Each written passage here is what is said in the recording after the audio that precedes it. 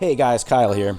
We had a customer come back that already had our turbo kit on his Slingshot, and he decided he wanted more power. The customer decided that he wanted the best turbo he could get, so we swapped out our Z47 turbo and we added a Tile Zonaroto XR5457S.